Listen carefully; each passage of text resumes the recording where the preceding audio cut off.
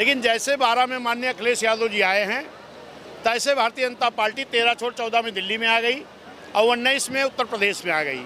अब वो जाने का नाम तब तक नहीं लेगी।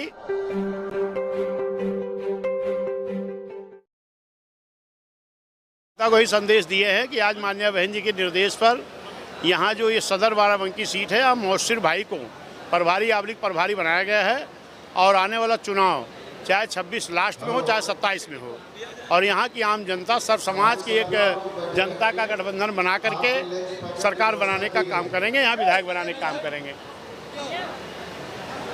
जी, राजनीति गरमा रही है। चंद्रशेखर आजाद की तरफ से बयान आया है और बहन जी ने आज एक और बड़ा ट्वीट लिखा है, क्या कहना चाहिए इस बात पर? क्या बयान आया चंद्रशेखर जी का? चंद्रशेखर जी ने कहा है कि मदर बच गई, सही पर आंसू बहाने आओ तो सही। जब बहन जी संघर्ष कर रही थी तो शायद ये पैदा भी नहीं रहे होंगे। माननीय बहन जी ने 77 से संघर्ष शुरू किया है।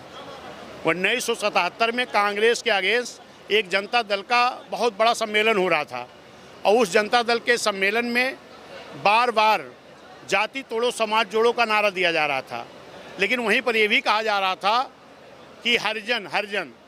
उस बात पर जब माननीय बहन जी की 21-22 साल उम्र थी, तब माननीय बहन जी जब मंच पर उनको मौका मिला तो बहन जी ने कहा कि अगर हरिजन को पॉजिटिव वे में ले लो तो हर माने भगवान होता, जन माने इंसान होता है।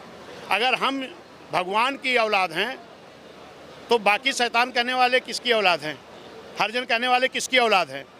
तब किसी की हिम्मत नहीं रहती थी।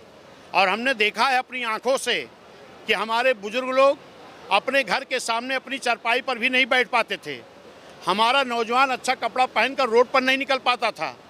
हमारे लोग विद्यालय नहीं जाने को पाते थे। इतना अत्याचार होता था। अगर इस अत्याचार को रोकने का काम किसी ने किया है तो बाबा साहब का संविधान और माननीय कांशीराम साहब और मान्य बहन जी।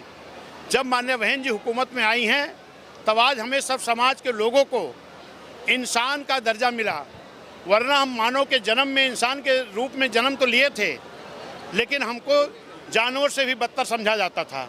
लेकिन आज हम अगर मान सम्मान स्वाभिमान की ज़िंदगी जी रहे हैं तो ये किसी और की नहीं, बाबा साहब संविधान की, मानव साहब की और बहन जी की हुकूमत की देन है। अखिलेश यादव जी का दावा हमेशा मुस्लिम वोटों में रहता है, उनको एक तरफा मिला भी है, तो आपकी क्या उनकी तरफ? अखिलेश यादव जी का दावा है कि हमारे साथ आ जाओ, हम भाजपा को हराएंगे, लेकिन अखिलेश यादव जब आए हैं तभी भाजपा जिंदा हुई है। समाजवादी के लोग, भारतीय जनता पार्टी के लोग ये आपस में मिले हैं। एक कहते हैं हम शमशान घाट की बाउंड्री कराएंगे तो एक कहते हैं हम कब्रिस्तान की कराएंगे।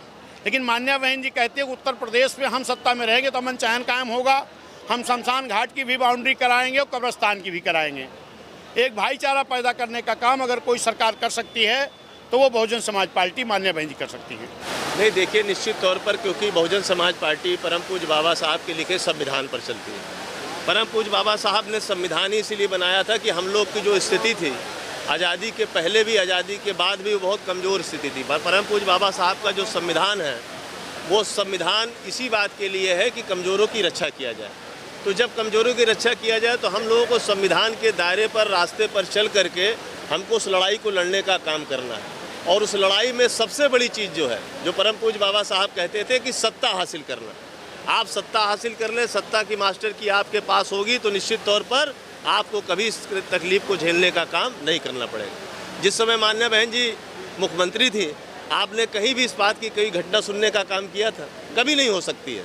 तो इसलिए ये बहुत ज़रूरी है कि जो ये घटनाएं हो रही, इसको रोकने के लिए सर्व समाज के अच्छे लोगों को मिल करके मान्य बहन जी को 5वीं बार मुख्यमंत्री बनाने के लिए बहुजन समाज पार्टी की सरकार लाना जरूरी है।